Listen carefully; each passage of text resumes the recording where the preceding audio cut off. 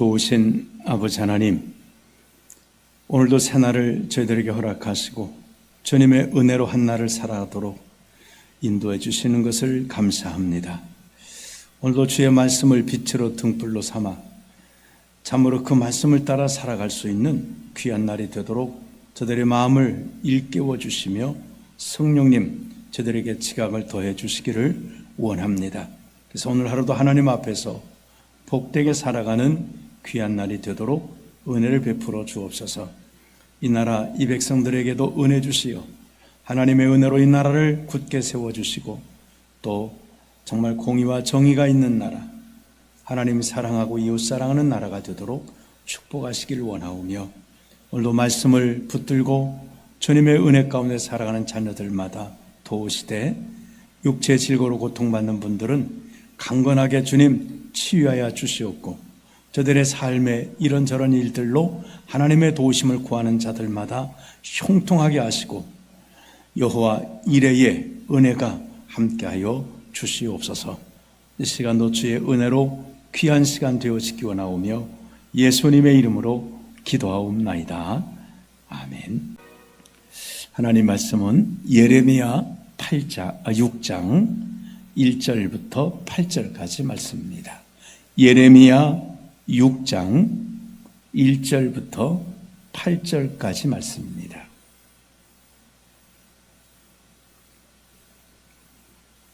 예레미야 6장 1절에서 8절까지 말씀입니다.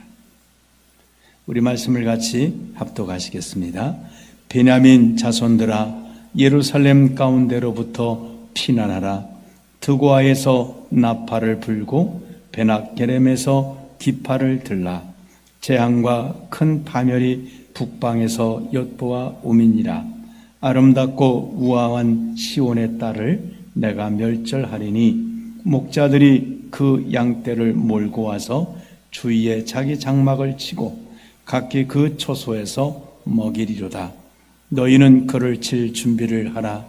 일어나라, 우리가 정오에 올라가자. 아하, 아깝다.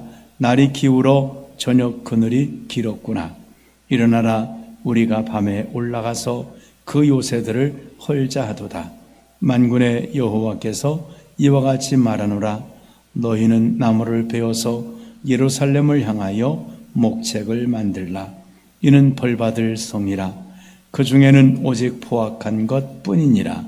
샘이 그 물을 솟구쳐냄 같이 그가 그 악을 드러내니 폭력과 탈취가 거기에서 들리며 질병과 살상이 내 앞에 계속하느니라. 예루살렘아, 너는 훈계를 받으라.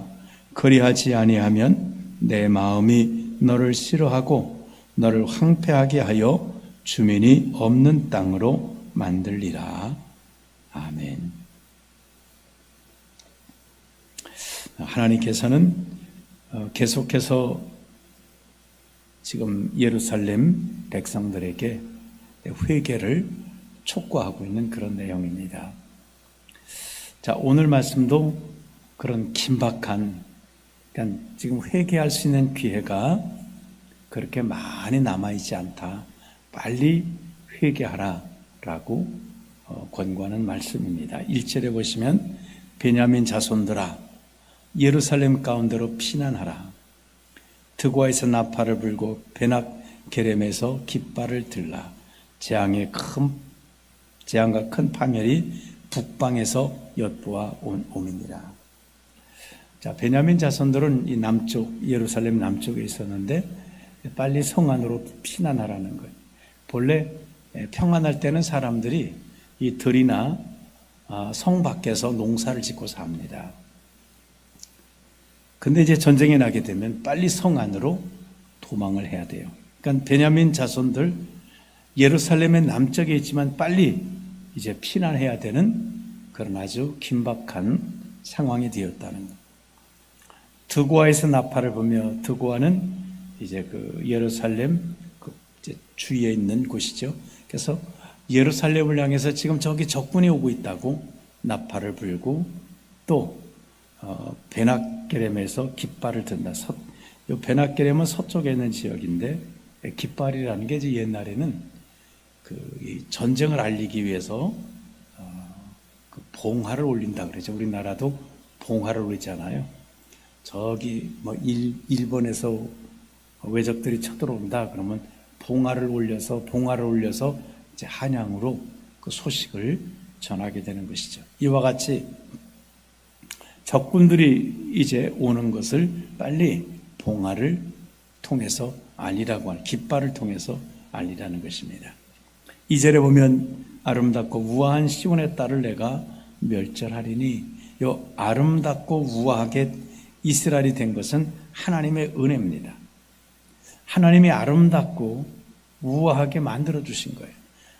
본래 정말 자녀가 없던 아브라함에게 이 큰 민족을 만들어 주셨고, 또 애굽에서 노예 생활하던 그들을 끌어내셔서 젖과 꿀이 흐르는 가나안 땅을 이들에게 주신 것은 이렇게 이들을 아름다운 우아한 하나님의 백성이 되게 한 것은 하나님의 은혜였다는 거예요. 그런데 하나님의 은혜로 우아하고 아름답게 이들이 만들어졌음에도 이들이 하나님 앞에 믿음으로 살지 못할 때 하나님이 그 아름답고 우아하게 만들었던 이 가나안 땅에 사는 예루살렘에 있는 이스라엘 백성들을 멸절시키겠다라고 말씀하고 있습니다. 3절에 보면 목자들이 그 양떼를 몰고 와서 주위에 장막을 치고 각기 그 초소에서 먹이리라. 그러니까 지금 이제 예루살렘을 멸망시키러 오는 자들이 목자들처럼 양떼를 몰고 와서 거기에 예루살렘에다 장막을 치고 그 초에 서서 먹인다는 거예요. 이게 무슨 말이겠습니까? 본래 이제 이 약탈하는 전쟁하는 자들이 지나가는 경우가 있어요. 그래서 그냥 그 성을 빼앗고 그 성에서 뭘 탈취하고는 가버려요. 그런 경우가 있는가 하면 오늘 그런데 예루살렘을 다르다는 거예요. 이 북방에서 오는 이 침입자들은 목자들이 양떼를 모은 것처럼 와서 아예 예루살렘을 빼앗아서 땅을 차지하고 산다는 거예요. 그러니까 전쟁에 잠깐 어려움을 당하고 나면 지나가 버리고 끝나는 게 아니라 완전히 뺏겨서 그 성을 빼앗겨 버리게 된다. 그들이 빼앗아서 살게 된다는 거예요. 마치 가나안 땅을 하나님의 빼앗아 이스라엘 백성에게 주셨듯이 이제는 다른 민족이 와서 예루살렘에서 이스라엘 백성에게 빼앗아서 그 땅을 그들이 살게 될 것이라는 거예요. 4절에 보면 너희는 그를 칠 준비를 하라. 일어나라 우리가 정오에 올라가자. 아깝다 날이 기울어 저녁 그늘이 길었구나. 일어나라 우리가 밤에 올라가서 그 요새들을 헐자 하도다. 자, 이 사람들은, 이 적군들은 예루살렘을 치러 왔는데 정오가 되었는데도 올라가자는 거예요. 본래 이 팔레스타인 지역에는요, 이 정오에는 너무 뜨거워서 모든 사람들이 일을 하지 않습니다. 한 12시부터 한 2시까지는 그늘에 가서 쉬어 있어야 합니다. 그 뜨거울 때는 뭐 철판에 달궈졌을 땐 계란을 깨트려 놓으면 그 계란 후라이가 될 정도 정말 그렇게 뜨겁습니다. 그러니까 전쟁도 이때는 하지 않아요. 전쟁이 언제 하냐면 아침에 일찍이 하든지 이제 이 점심때 지나고 나서 그 다음 서늘해질 때 이때 전쟁을 하는 겁니다. 근데 이 민족들은 이 뜨거운 전쟁에도 뜨거운 날씨에도 예루살렘을 치는데 지체하지 않고 뜨겁든지 덥든지 예루살렘을 치러 올라가자고 이 사람들은 그렇게. 그러니까 예루살렘을 멸망하려고 하는 자들은 열심을 내고 지금 예루살렘을 멸망한다는 거예요. 날이 기울어 저녁이 됐다는 거예요. 그러면 이 전쟁도요, 낮에 이렇게 이제 그 더위를 피해서 막 열심히 하다가 어둑어둑해지면 이제 끝내는 겁니다. 왜냐하면 하루 종일 전쟁에서 피곤하고 또 자야죠. 쉬어야 되지요. 내일 전쟁하면 되니까 저녁이 되면 쉬는데 이 사람들은 일어나라.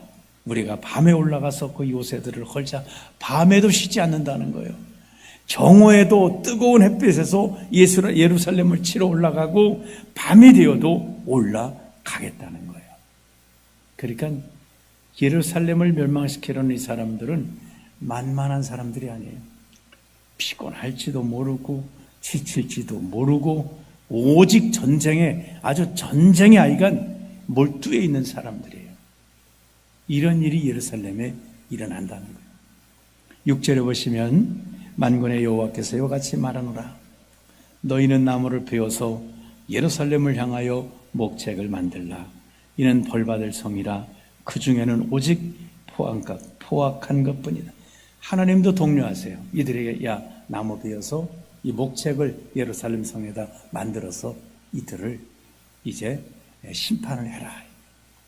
하나님조차 격려하신다. 7절에 샘이 그물을 솟구쳐내는 같이 그가 그 악을 드러내니 폭력과 탈취가 거기서 들리며 질병과 살상이 내 앞에 계속하느니라. 왜 이렇게 아름답고 우아했던 시온의 딸이 예루살렘이 망하게 됩니까? 바로 이것 때문입니다. 샘이 그물을 솟구쳐내는 같이 그 샘이 막 땅에서 물이 이렇게 솟아나오면 그거를 물이 나오지 않도록 막을 수 있는 길이 없습니다. 여기를 꽉 막으면 저기로 쏟아나오고, 그래서 솟구쳐 나오는 샘물은 막을 수가 없듯이 이스라엘 백성들이 그 악이 막 이렇게 솟구쳐 나온다는 거예요.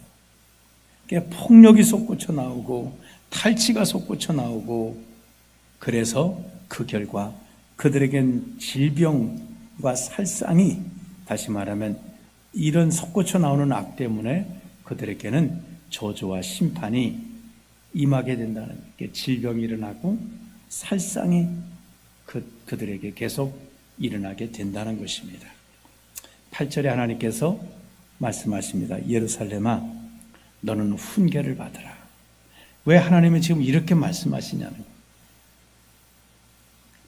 하나님께서 이 예루살렘이 잘못했어요. 그 하나님이 어느 날 갑자기 그 이방 나라 군대를 데려다가 확 심판해서 멸망시킬 수도 있는데, 지금 오지도 않았는데 하나님이 야 올 거야 정말 이들이 오면은 이들은 낮에도 쉬지 않고 밤에도 쉬지 않고 너희를 멸망시킬 것이다. 왜 하나님이 이렇게 말씀하실까요? 이들로 하여금 회개하기를 촉구하시는 겁니다. 그래서 8절에 그 말이 예루살렘아 너는 훈계를 받으라. 지금 하나님의 이 말씀을 듣고 우리가 지금 잘못 갖고 있구나, 이렇게 가다 큰일 나겠구나 하고 회개를 해야 된다는 거예요. 그렇지 아니하면 내 마음이 너를 싫어하고 너를 황폐하게 하여 주민이 없는 땅으로 만들리라. 그러니까 이 앞에 이런 일이 일어날 것은, 자 이게 이렇게 일어나, 그런데 이것을 멈출 수 있는 길이 있다는 거예요. 그게 뭘까요? 빨리 하나님 말씀을 붙들고 회개하라는 거예요. 7절의 말씀처럼 악을 드러내 그 폭력과 탈취가 나오던 거, 그거를 중단하라는 거예요. 폭력, 탈취 이런 거 없애고, 그래서 하나님의 말씀대로 살아가면, 또 앞절에 말한 것처럼 우상을 내어버리고 하나님께 겸허히 회개하면 하나님이 니느웨 성을 정말 40일 있다 멸망하신다고 했다가 그들이 회개할 때 돌이켜서 멸망당하지 않도록 심판을 보류하신 것처럼 예루살렘도 그렇다는 거예요. 빨리 너희가 회개하면 비록 이렇게 지금 진행이 되고 있어도 이게 멈춰질 수 있다는 겁니다. 만일 그렇지 않으면 하나님께서는 이 약속하고 말씀한 대로 그대로 해서 정말 그들은 이 땅을 잃어버리고 그들이 포로로 붙들려가고 죽임을 당하고 이런 일을 만날 것이다 라고 말씀하고 있습니다. 오늘 우리는 이 말씀을 통해서 2절에 보면 아름답고 우아한 시온의 딸을 내가 멸절하리니, 우리 인생들은 하나님이 우리를 아름답게 단장해 주시는 겁니다. 성경은 그렇게 말씀하고 있습니다. 우리를 높이시는 것도 하나님이시고 낮추시는 것도 하나님이시다. 존귀하게 만드는 것도 하나님이시다. 부유하게 만드신 것도 하나님이시다. 우리가 이 땅에서 아름답고 우아하게 단장할 수 있는 것은 하나님의 은혜라는 거예요. 그렇다면 우리는 하나님의 은혜 받은 자로서 살아가야 합니다. 하나님이 기뻐하시고 하나님이 원하시는 그런 삶을 살아간다고 하면 하나님은 그 아름답고 우아함을 계속해서 우리에게 지속시켜 주신다고 하는 것입니다. 그러나 우리가 하나님의 말씀을 순종하지 못하고 살아가면 하나님이 우리를 단장했던 우아하고 아름다운 것은 사라져버리고 만다는 것입니다. 오늘 우리가 이 말씀 붙들고 하나님 정말 말씀대로 살아감으로 하나님 우리를 축복하신 그 은혜를 우리가 누리며 살아가고 어떤 의미에서는 더 우리를 아름답게 하시고 더 우리를 단장해 주시는 이런 축복 속에 살아가는 복된 삶이 되시기를 주님의 이름으로 축원합니다. 기도하겠습니다. 좋으신 아버지 하나님, 정말 보잘것없는 아브라함을 부르셔서 큰 민족을 이루어 주시고 애굽에서 종살이하던 그 민족을 하나님은 부르셔서 아름답고 우아하게 그들을 단장시켜 주셨습니다. 젖과 꿀이 흐르는 그 땅을 하나님께서 가나안 족속을 그들의 죄악으로 말미암아 그들을 멸하시고 그것을 그들에게 주셨습니다. 하나님께서 이런저런 것들로 단장해 주시고 아름답고 우아하게 만들어 주셨는데도 이들이 우상을 섬기고 이들이 하나님의 말씀대로 살지 않고 정말 이들이 포악을 행하고 이들이 또한 정말 악을 행하게 될 때에 하나님께서 그들의 단장한 것들을 이제 하나님께서 벗겨내시겠다고 말씀하셨사오니 우리가 이 땅에 존귀한 삶을 사는 것이 하나님의 은혜인 것을 알게 하시고 그래서 우리가 정말 하나님의 말씀을 붙들고 하나님을 경외하고 주님 기뻐하시는 삶을 살아감으로 우리를 아름답게 단장해 주신 그 은혜를 누리게 하실 뿐만 아니라 이후에도 우리를 더 아름답게 단장해 주시는 그 하나님의 축복 속에 살아가게 하시옵소서. 예수님의 이름으로 기도하옵나이다. 아멘.